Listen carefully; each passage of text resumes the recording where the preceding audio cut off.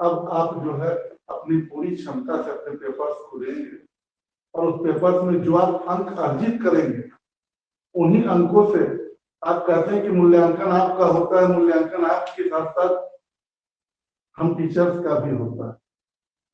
हम लोग अपने हृदय से इस बात को जो है देखते हैं कि कितना जो है हमारे बच्चे ने अंक अर्जित किया। कारण ये है बेटा कि खासकर बोर्ड के एग्जाम में पेपर्स आपको बोर्ड की तरफ से मिलते हैं।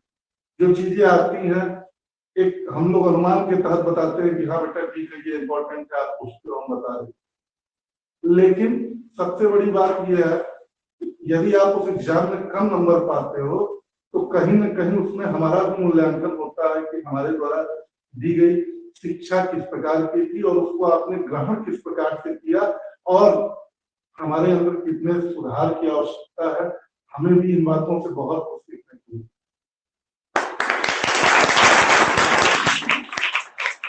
अब आप लोग गुरु नानक के शिष्यों की भांति इस प्रकार के शिष्य हैं कि इस विद्यालय से निकलने के बाद यहाँ की जो सुगंध कह लीजिए, इस सुगंध को आपको जाकर के अन्यत्र जगहों पर भी फैलाना है। जिन चीजों को आपने सीखा है उन चीजों को जाकर के दिखाना है और उन चीजों को करना है।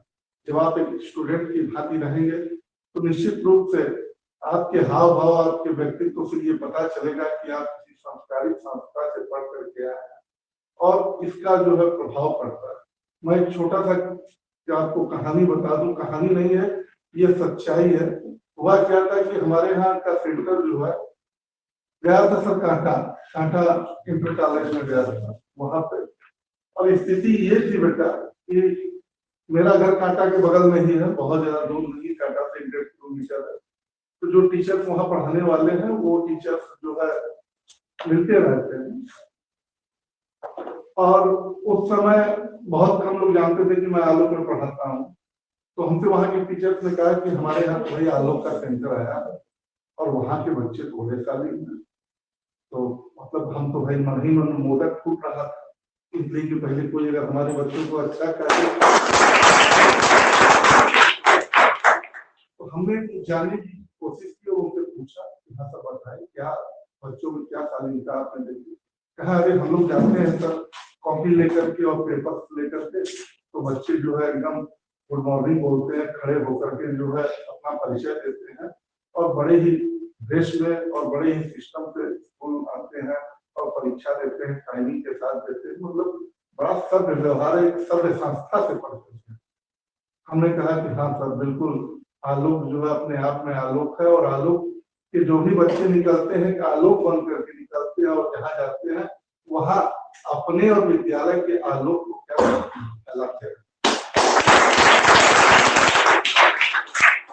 आप लोगों से मुझे यही जो है कहना है, जो चमक आपके अंदर अभी नेहा ने बताया कि आप इस प्रकार से मौके कि आप लोगों को हमने इतने दिनों सीट में बंद करके रखा और वो अवसर आ गया है कि इस मोती को जाकर के यथास्थान अपनी चमक बिखेरनी है।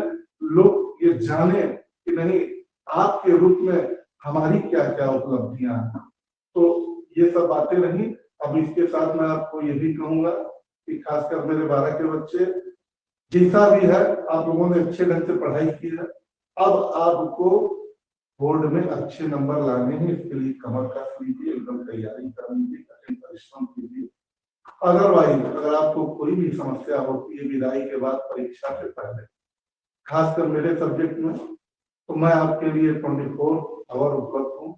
आपको पढ़ते समय किसी प्रकार की कोई दिक्कत आए, कोई न बात समझ में आए तो आप मुझे कभी भी फोन करके अपनी शंका का समाधान कर सकते। लेकिन हाँ आप लोगों को नंबर लाने होंगे बेटा और तभी आपके जो है स्वर्णिम भविष्य का निर्माण होगा।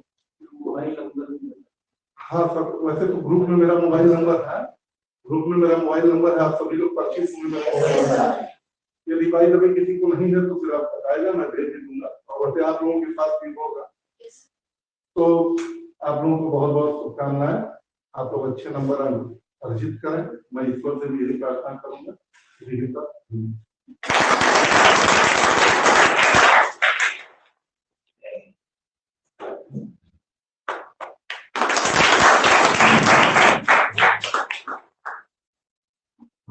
विदाई समारोह में उपस्थित हम सभी के मार्गदर्शक, प्रेरणा स्रोत, आइडियल, रिस्पेक्टेड डायरेक्टर सर,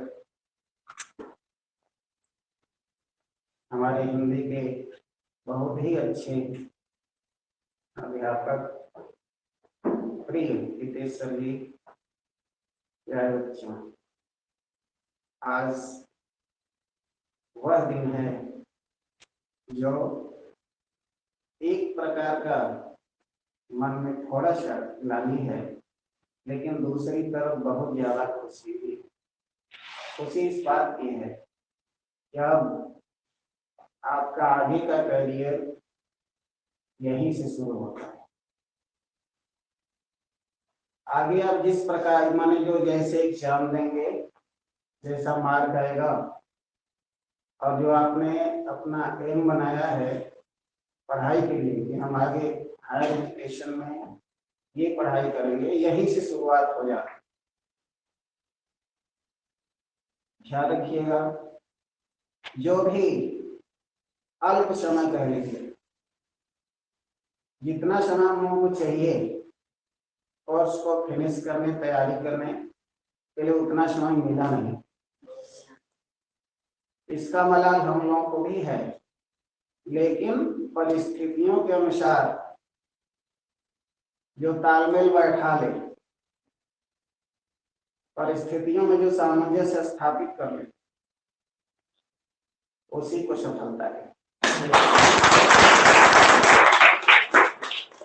अब यही समय आ गया हमको, जो भी आपको पढ़ाया लिखाया गया, सबसे पहली अच्छी बात ये कि आपने इतने सुंदर माहौल में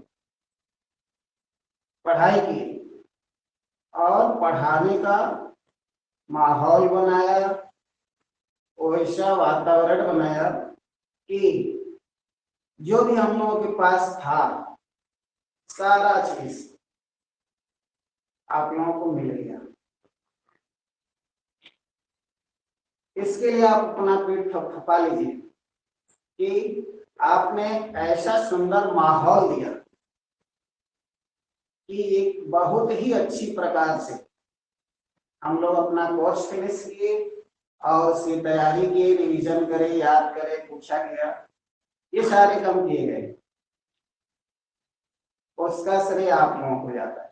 हम लोगों ने तो अपनी ड्यूटी निभा दी, श्रेय आपको ही जाता है, क्योंकि आपने ऐसा माहौल दिया और सर ने ऐसा आप लोगों को सिखाया।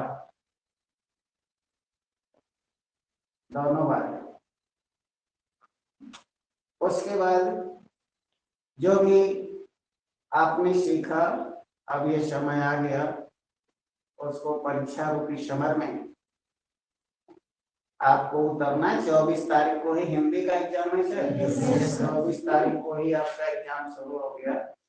और यह मान करके कि जो भी आपकी तैयारी में आपको कुछ ऐसा लगता है कि नहीं हमारा ये तैयार नहीं हो पाया, ये चीज नहीं आ रहा है, तो सर ने बतलाया कि हमारा नंबर लीजिए और कभी भी आप सर से मिल करके उस समस्या का समाधान कर सकते हैं जो आपको कुछ परेशानी कर रहा है कि ये नहीं है।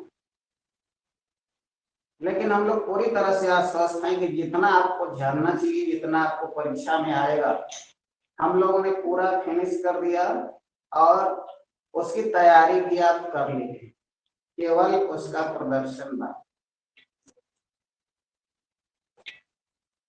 आप अपने जीवन में हमेशा संस्कार बनाए रखिए, अपने माता पिता का सम्मान करिए, क्योंकि कहा गया है सर्व तीर्थमयी माता सर्वदेवमय पिता मातरम पितरम तस्मात् सर्वयत्नेन पूजयेत्।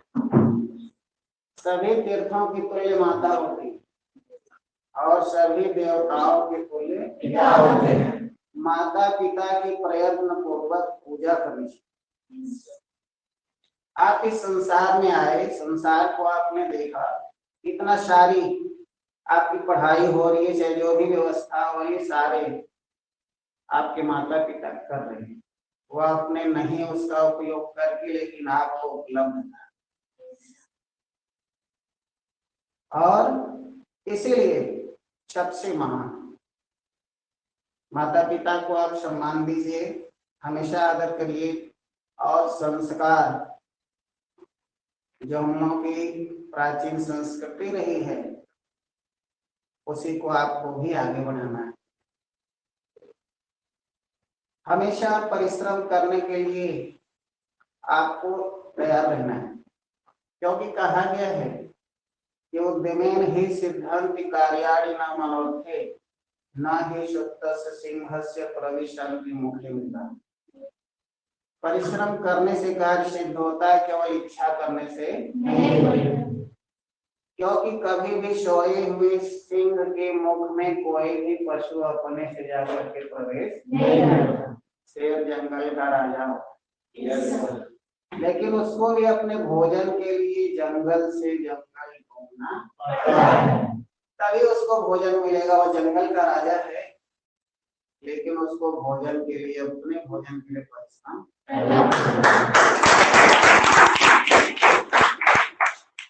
Hard work is the key of कठिन परिश्रम की सफलता।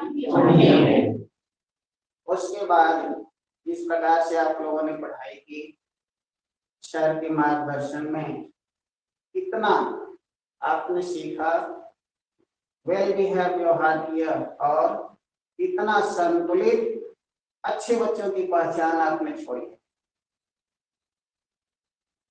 और इसको आप बनाए रखिएगा। हायर एजुकेशन में भी जब आप उच्च शिक्षा ग्रहण करिएगा तो वहां भी अपने गुरु से निकटता, जो भी आपको ऐसा लगता है कि नहीं इनसे हमारा कुछ लाभ हो सकता है, उनसे जरूर मिल करके अपना काम करिएगा, पढ़ाई करिएगा, आगे बढ़िएगा। ठीक, परीक्षा से संबंधित कुछ बातें, सब बहुत सारी बातें बतलाएंगे, लेकिन सबसे पहले जब परीक्षा में आप जाइएगा तो जो आपका समय है 2 से 2:15 है।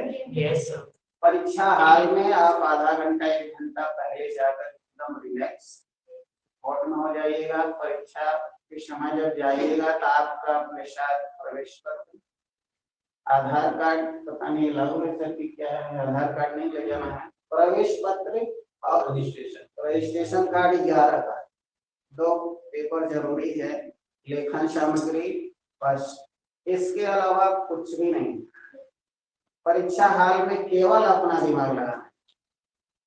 यहाँ वैसी स्थिति हो सकती है कि कुछ लोग बाहरी हों जो इधर उधर करने का प्रयास करें, लेकिन उसमें आपको इन्वॉल्व नहीं होना है। केवल अपना दिमाग, अपनी पढ़ाई, जो भी आपको सिखा दिया गया है केवल उसका उपयोग करें, क्योंकि ऐसा करने वाले कभी कभी गलत भी बताते हैं,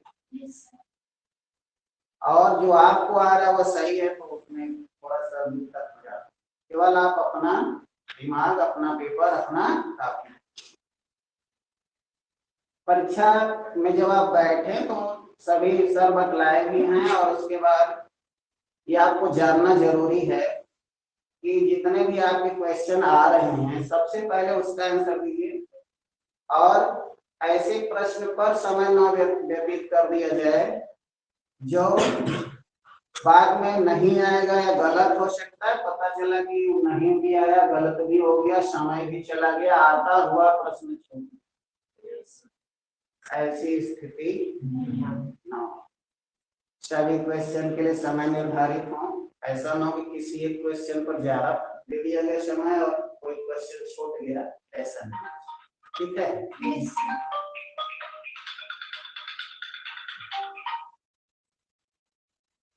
उसके बाद आपको हमेशा इन सभी बातों को ध्यान रख करके आपको एग्जाम देना है। एग्जाम दे करके आइए, दूसरे दिन का फिर पेपर आपको नहीं मिलाना है।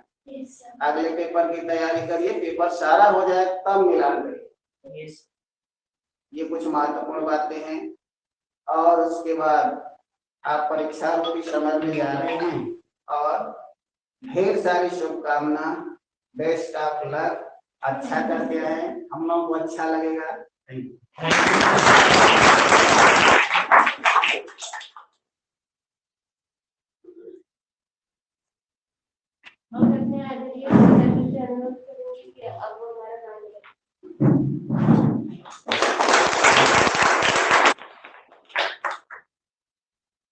जरूरी बात तो आप लोग सुनी ही है। तो अब तो छोड़ना चाहिए भाई, जितनी आवश्यक चीजें होनी चाहिए वो तो सब लोग बताई दिए हैं। मुझे लगता है कि अब यही समाप्त करना चाहिए। साल 2 साल के लिए महीनों ले लेंगे।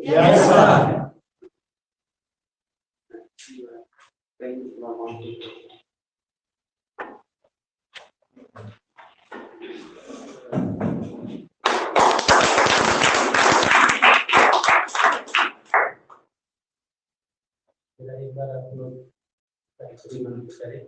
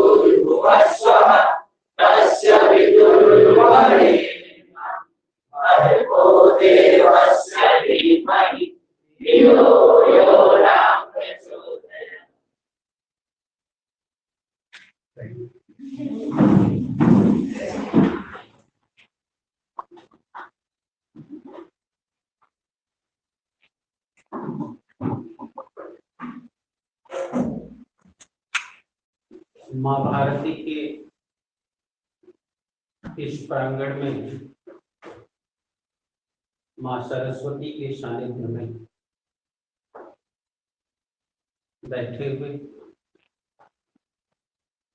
हमारे विद्यालय के दोनों सीनियर गुरुजन,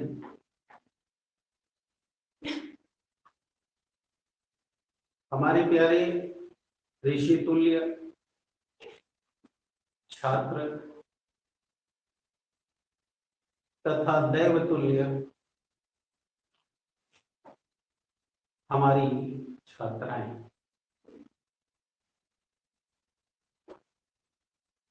आज के इस कार्यक्रम में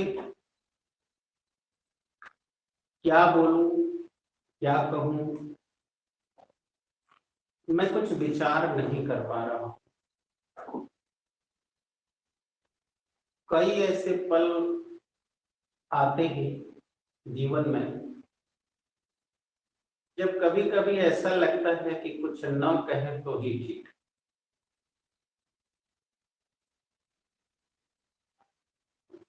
केवल हम लोग आपको सुने और आपके संतोष में अपना भी संतोष व्यक्त करें, ऐसा करने को जी चाहता है।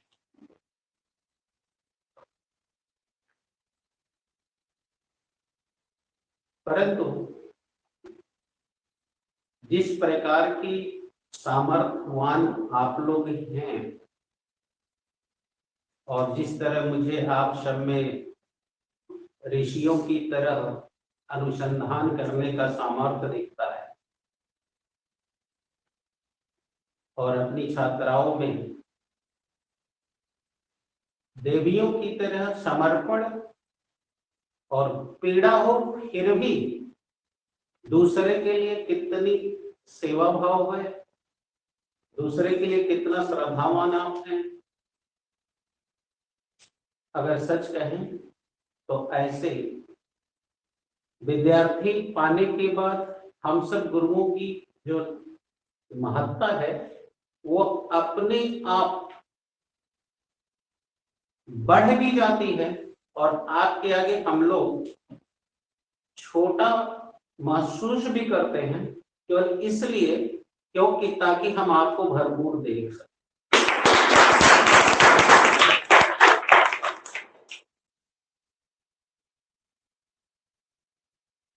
हर वर्ष एक समय आता है जब इच्छा नहीं करती है कि आपसे बातें की जाए, क्योंकि यह पर सामाजिक दृष्टि से ये कहा जाता है कि आज हमारे ये बच्चे विदा हो रहे हैं, एक नए मुकाम के लिए तैयारी कर रहे हैं, तो मन कुछ भर भी आता है और दिल कुछ इस तरह बैठ जाता है कि भावनाएं मस्तिष्क के तंत्रिकाओं में उठ रही संवेदनाओं के प्रति असंवेदित होने लगती हैं और दिल आपके प्रति भारी भारी होने लगता है। यह महसूस करता है क्या कहें, कैसे कहें, क्यों कहें। आपके द्वारा बिताए हुए प्रतिपल एक फिल्म की तरह नेत्र के सामने से गुजरने लगते हैं। उसमें वह भी दिखता है कि कैसे आपका प्रवेश हुआ, कैसे कब आपको डांटे गए, कब आपने बेहतर किया। ये सब देखने के बाद ये उसी प्रकार अनुभव होता है जैसे कि सूर्य की किरणें एक बड पर, एक कली पर, जो कली अपने सेपल में अपने पेटल, अपने एंड्रोशियम, अपने गाइनोशियम को समेटे हुए, बंद किए हुए रहती है, लेकिन जब सूर्य की किरणें पड़ती हैं तो उस अंधेरे का यह तिलिस्म टूटना शुरू कर देता है और प्रकाश की अनुभूति होने से आपके पेटल, आपके स्टमन्स जिस प्रकार खुलकर एक बड से एक फ्लावर का रूप धारण कर लेते हैं, उस फ्लावर को देखकर, उसकी सुगंध को महसूस कर जो प्रसन्नता होती है, वो प्रसन्नता उस बंधन में कितनी पीड़ा हुई उसका एहसास भूल जाती है। ये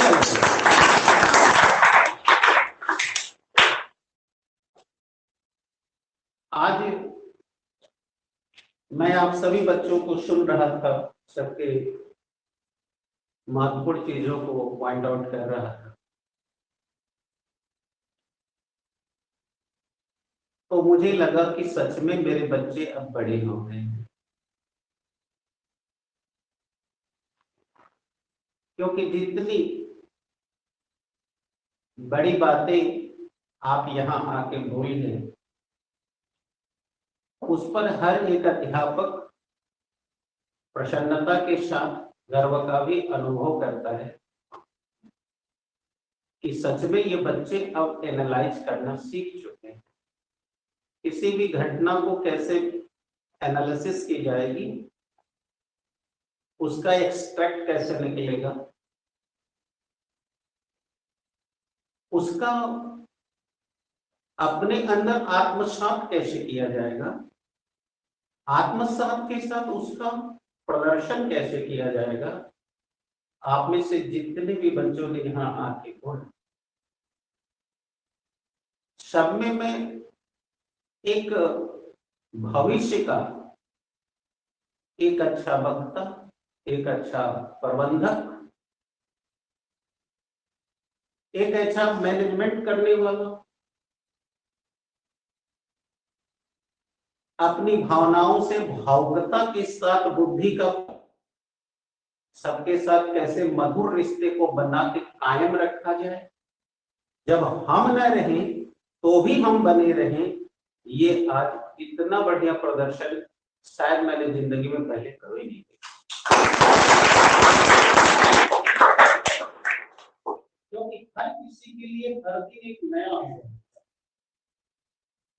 जो पीछे पाए अगर उसको मस्तिष्क में रखें तभी उससे तुलना हो पाती है कि अगला क्या चीज बेहतर है। आज सुबह में जब मैं पढ़ा रहा था, मैथ में क्वेश्चन था, तो आशुतोष को मैंने कहा कि बेटा अगर कोई चीज है, अगर कोई एक रेखा है तो वो रेखा दूसरे पे लंब है या लंब नहीं है, इस बात का निर्धारण तब संभव है जब उसके साथ कोई दूसरी भी रेखा हो, और जब उसके साथ जब दूसरी कोई रेखा हो तब हम कह सकते हैं कि ये रेखा उसके पैरेलल है या उसके लंबवत है, या फिर उस रेखा का उस रेखा से रिलेशन क्या है। तो इसलिए हम कहते हैं आप हैं तो हम हैं, आप हैं तो हम हैं, आप बेहतर हैं तो हम बेहतर हैं। जैसा सर जी ने कहा कि आप एग्जाम देंगे तो एग्जाम केवल आपकी नहीं होगी, एग्जाम सभी सर लोग का भी होता है। जब आप परीक्षा में बैठते हैं तो परीक्षा आपकी नहीं होती, आपको किसने क्या पढ़ाया है उसकी भी परीक्षा होती है। और जिस दिन आप उत्तीर्ण हो जाते हैं तो वो अध्यापक भी उत्तीर्ण हो जाते हैं। जब आप सफल हो जाते हैं तो वो अध्यापक भी सफल हो जाते हैं। इसलिए आप इसका अनुमान नहीं लगा सकते कि जब आप किसी वजहों से, जैसे आदित्य कह रहे हैं, अगर आप अनुपस्थित हो जाते तो आपके शिक्षक प्रेजेंट रहकर भी वो एब्सेंट आपके लिए हो जाते। आप किन्हीं कारणों से एब्सेंट हो गए, उसका कारण चाहे ईमानदारी का हो या बेईमानी का हो।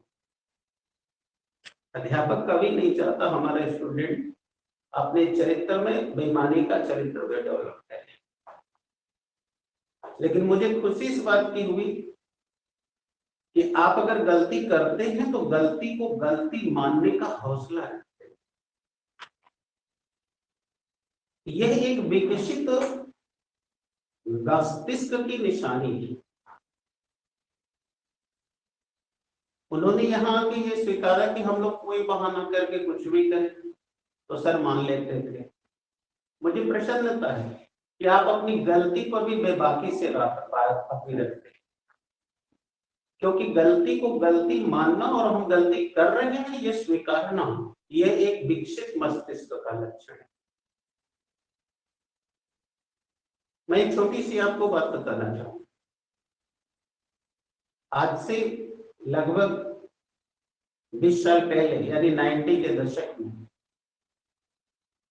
यानी हम 90 से 2000 की बात कर रहे हैं, शायद उस समय आपका जन्म न हुआ, भारत के क्रिकेट कप्तान अजहरुद्दीन हुआ करते थे।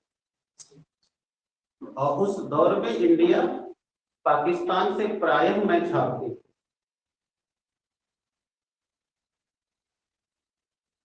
और टीमों के खिलाफ बेहतर करती थी, बट पाकिस्तान के खिलाफ प्रायः मैच हारती थी। ये नहीं था कमी कि हमारे इंडियन जो प्लेयर्स हैं उनमें कोई कमी, वहां कुछ करप्शन आ गया था। ये मैच इसलिए हारते थे क्योंकि मैच फिक्सिंग करते थे, और मैच फिक्सिंग पे एक अच्छा खासा पैसा मिलता, इसलिए ये हारते थे। और जब ये जानते हैं कोई भी भ्रष्टाचार या कोई भी गलत कार्य जब लंबे समय के लिए जाता है तो अब अपने आप उसमें की चीजें लोगों को परेशान करती है। जैसे कि अगर परीक्षा में नकल कर दिया जाए तो आपको महसूस होगा कि आप सुनेंगे नकल होगी, आपको अंदर से बड़ी खुशी हो, बड़ा मजा आएगा, हाँ यार नकल होगी, चलो मजा आ जाएगा। लेकिन अगर ये नकल की प्रक्रिया लगातार 2-4-10 साल चला दी जाए तो आप लगातार इसमें रहते रहते ऊब जाएंगे और आप खुद कहने लगेंगे यही बड़ा गंदा काम है। क्योंकि जब किसी एक दौर से व्यक्ति गुजरता है और उसके सुख दुख का अनुभव करता है तो वो उसमें से कौन सी चीजें हैं जो उसके लिए आगे बढ़ने में सहायक हो रही हैं या गलत हो रही हैं, वहीं से वो तय करता है और उसी चीज को वो कहता है ये गलत है, ये सही नहीं है, और तब वो उससे उबता है। और जब वो टायर होता है, उबता है, उकताहट महसूस करता है, तब वो एक नए शिष्टाचार को अपनाता है। तब तक उसके लिए शिष्टाचार का मायने नहीं रखता, क्योंकि जब तक गंदगी नहीं आएगी सफाई का महत्व आएगा नहीं। आज आप यहाँ बैठे हुए हैं, ये सब फूल माला बहुत अच्छी चीज है, बट ये भी यहाँ गिर जाए और कल हम लोग क्लास लेने आए, आप यहाँ आए बैठे तो क्या पूरा गंदा पड़ा हुआ है क्लास में। Yes sir. हालांकि गिरी हुई चीजें अच्छी चीजें, यस सर। तब इससे आप अनुमान लगा लिए ना कि अच्छाई और बुराई दोनों में भ्रष्टाचार आता है। इसीलिए सर विटवियर ने कहा था कि प्रकृति परिवर्तन का नियम है, और इसलिए हमेशा अपने को एनालाइज करते रहना चाहिए कि कहीं एक अच्छा शिष्टाचार भी तो मुझे खराब नहीं बना रहा है, और जो खराब है वो तो खराब बना ही रहा है। इसलिए हमेशा अपने ऊपर अध्ययन करते रहना चाहिए, एनालिसिस करते रहना चाहिए। इसीलिए प्रकृति एक मौसम आपके साथ कभी नहीं करती, वो हमेशा अल्टरनेट करते हैं। अभी जाड़े से गुजरे हैं, एक समय था जब जाड़े में आपको बहुत मजा आ रहा था, खूब अच्छी अच्छी चीजें खाने को मिल रही थी, पहनने को मिल रही थी। लेकिन वही जाड़ा जब अपने और अच्छा ज्यादा दिन चला तो आपको यहाँ बड़ा परेशानी हुई, बहुत ठंडी लगी। और अब जब आप धीरे धीरे मौसम में बदलाव आ रहा है तो अभी आपको अच्छा लग रहा है, अभी ये फिर अपने क्लाइमेक्स पे जाएगा तो कहेंगे बड़ा गर्मी लगेगी।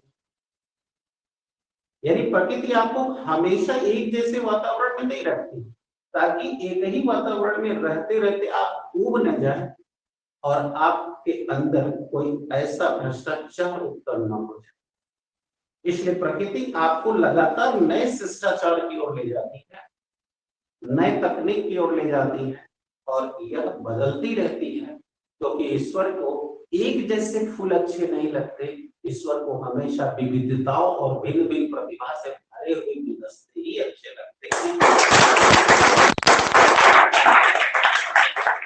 जैसे कि हम करते हैं कि हम सब माला के अंदर एक मोती है, जब तक बिखरेंगे नहीं तब तक चमकेंगे नहीं, जब तक हम टूटेंगे नहीं तब तक हम संवरेंगे नहीं।